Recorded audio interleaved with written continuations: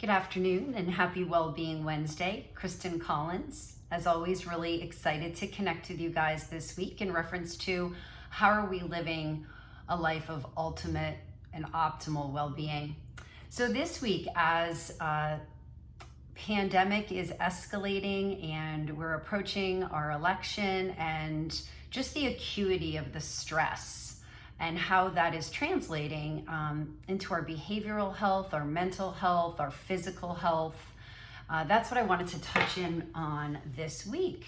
And a lot of the information that I've been receiving and has been crossing for me is really how this chronic acute stress is affecting our behavioral health and how that is in turn affecting obesity and the continual rise of obesity.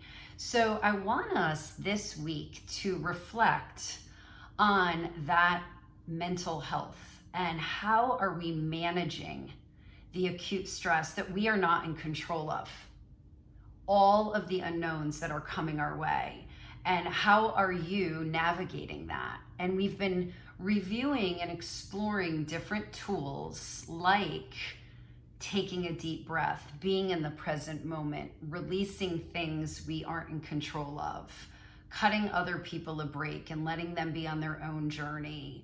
So how are you navigating and mitigating these challenges? And I too have to continue to remind myself. I've been really lucky that over the summer during the pandemic, I was able to really do a lot of healing, a lot of emotional and mental healing. And that has led to a physical reprieve, a shedding of some unnecessary weight that I've been yo-yoing with and carrying really my whole adult life. And a lot of that came from chronic inflammation. A lot of that came from trying to satiate a void or a hole that I couldn't seem to fulfill.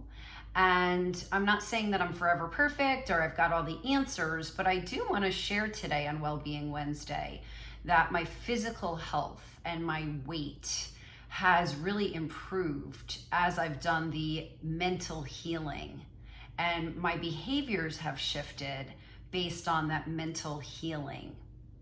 So today, I'd love you to reflect on your healing, your stress reduction, you're letting go of things that you're not in control of, utter waste of time trying to control things that you can't, and accepting and even grieving and mourning the change.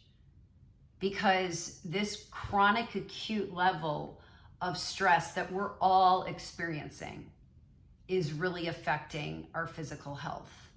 It was interesting, I'm in a women's leadership conference for 11 days that started on Sunday and connected with these amazing CEO women from around the globe. And, there was this theme of grieving, of change, and especially, for such amazing, strong, successful, go-getting women who are now like, wow, I can't continue to kick major butt at the level that I'm accustomed to, especially for those who are homeschooling.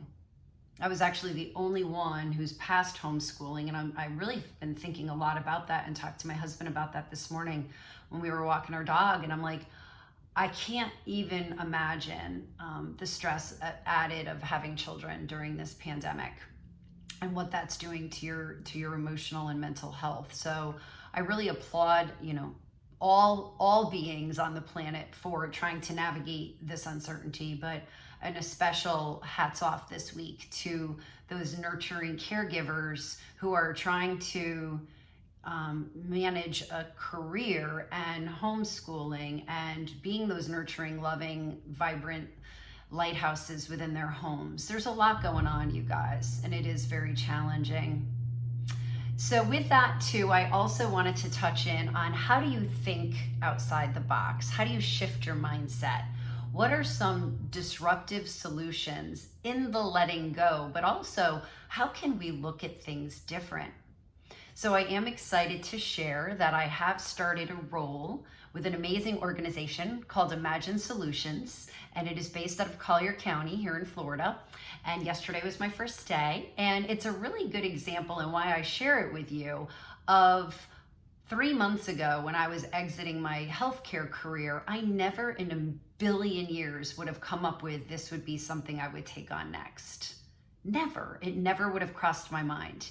And I've been attending the Imagine Solutions conference since its inception. I get it. I love it. It brings together global thought leaders from around the world to have disruptive conversations in things like healthcare and education and culture and climate and all my favorite words.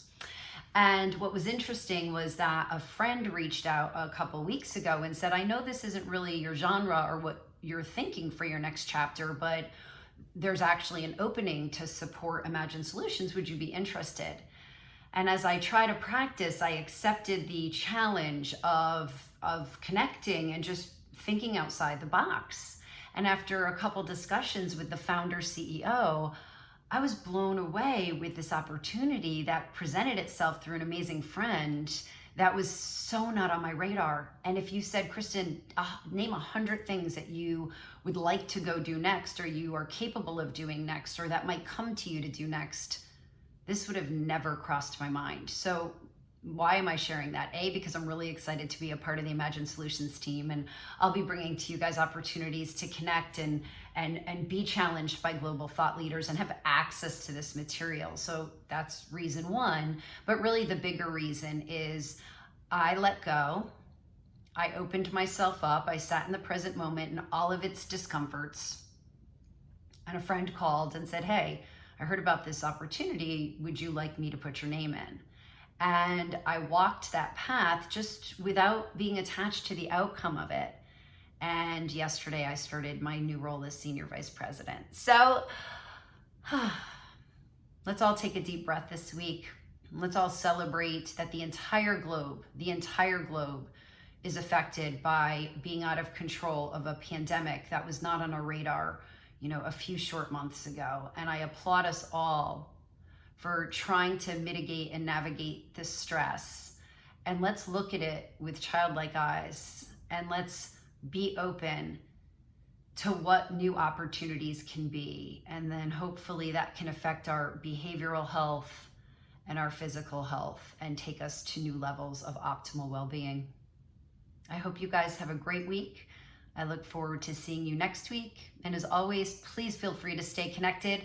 If you have any questions or thoughts or feedback or comments, I'm always open, and I appreciate the likes and the subscriptions. Y'all have a great week, and I'll see you next time.